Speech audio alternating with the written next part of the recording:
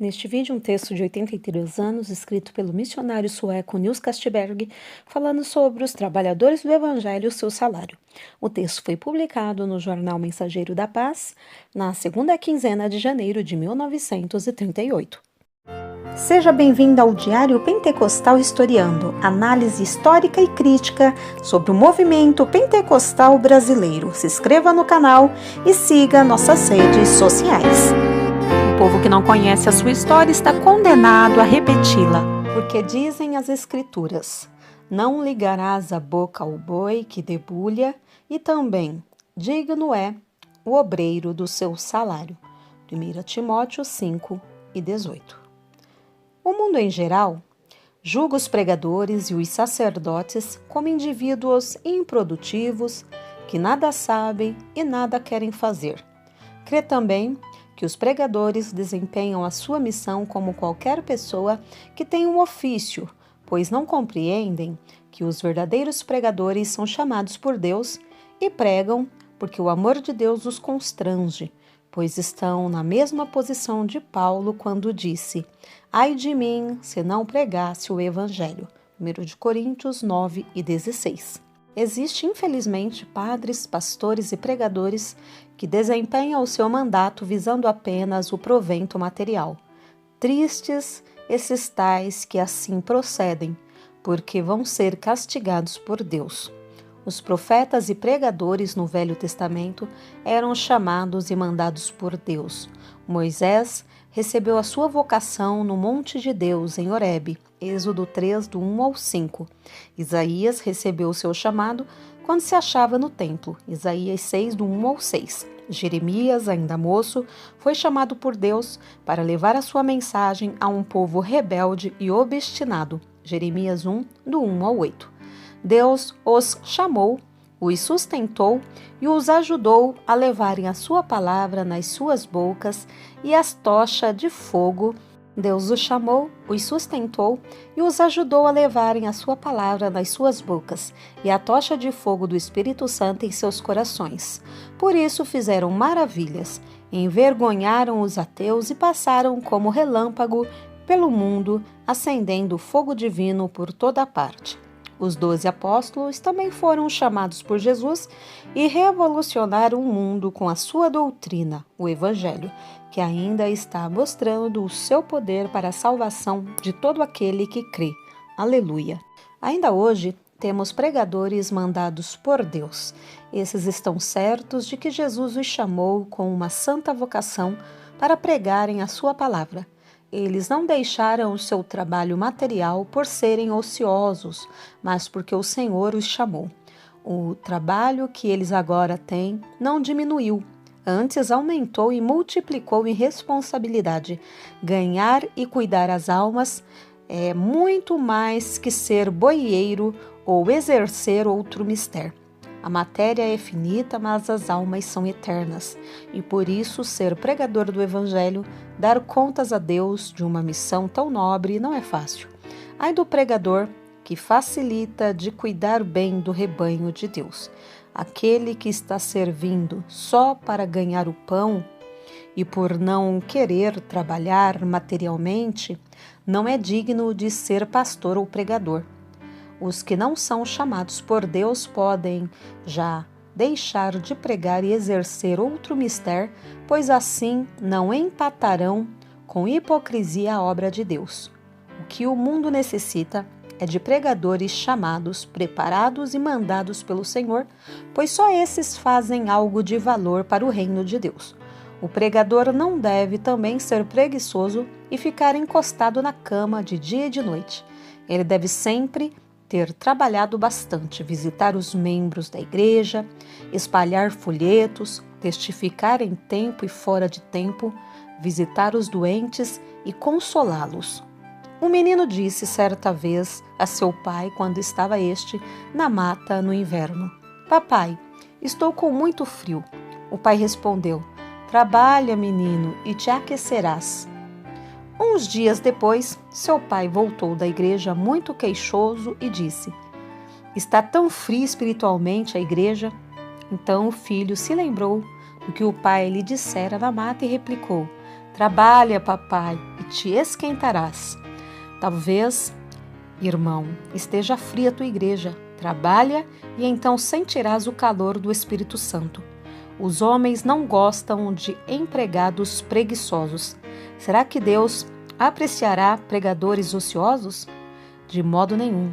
Quem não quer trabalhar, também não deve comer, diz a palavra de Deus. 2 Tessalonicenses 3:10. O alvo do meu artigo é falar algo a respeito do salário dos pregadores.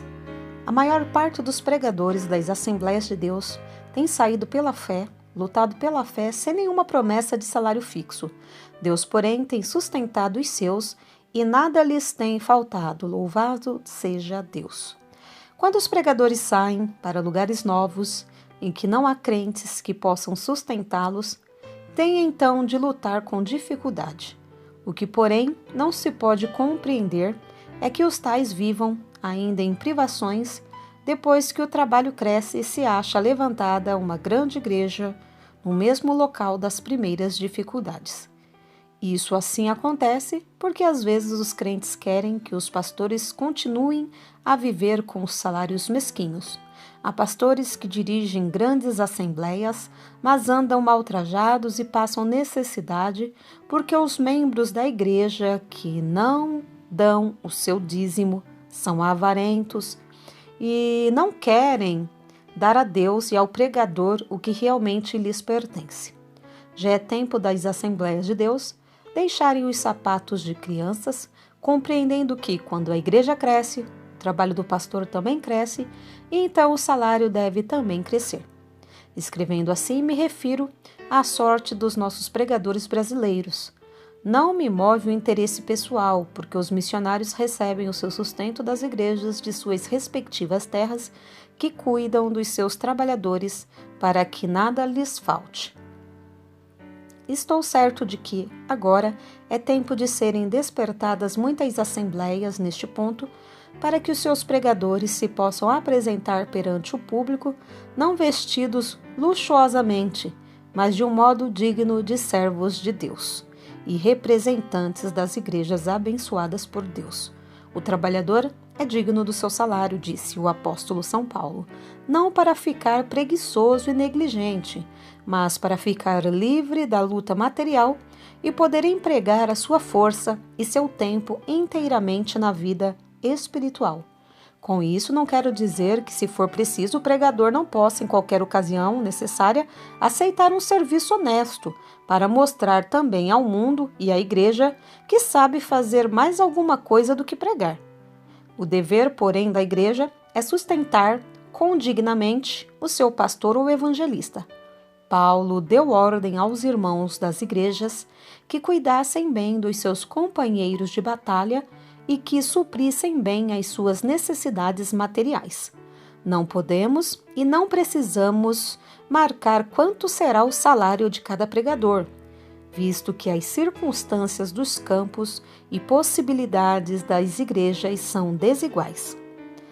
Cada igreja deve saber tratar bem do seu pastor, enquanto este também estiver bem servindo aos interesses da causa divina. Agora, atentemos no que dizem alguns crentes. Vou ser pregador, porque agora as Assembleias de Deus vão dar bons salários aos seus pregadores.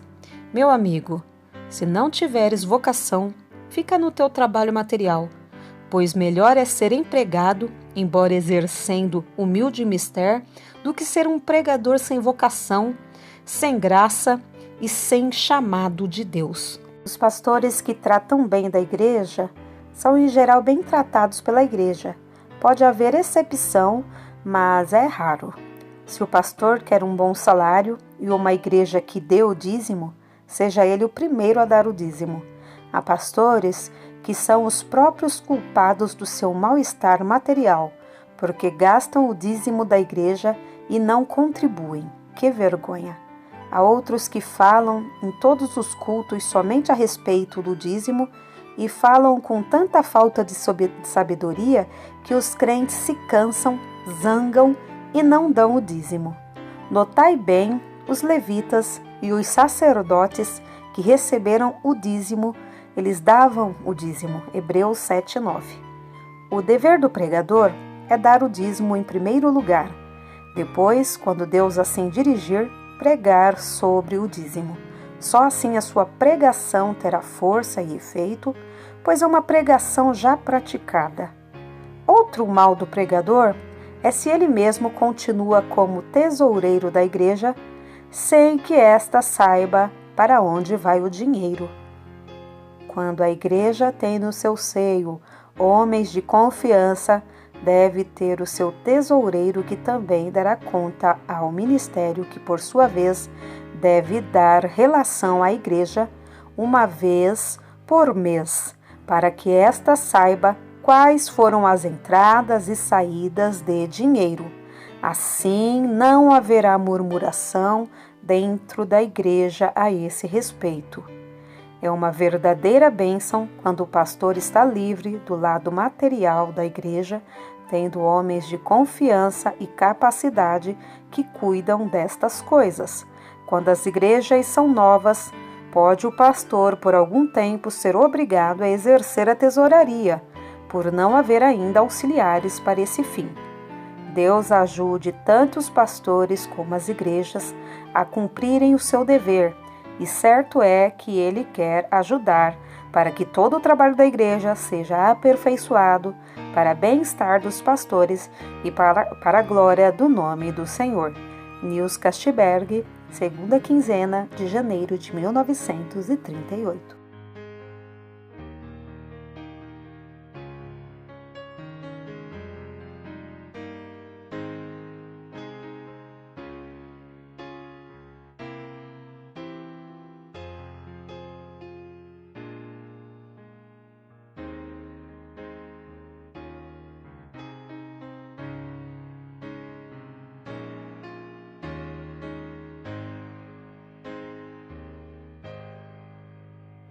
Porque nada podemos contra a verdade, senão pela verdade. Segunda carta aos Coríntios 13:8. Se você gostou do conteúdo deste vídeo, se inscreva no canal, deixe o seu joinha, compartilhe e ative o sininho para receber do YouTube as notificações dos novos vídeos.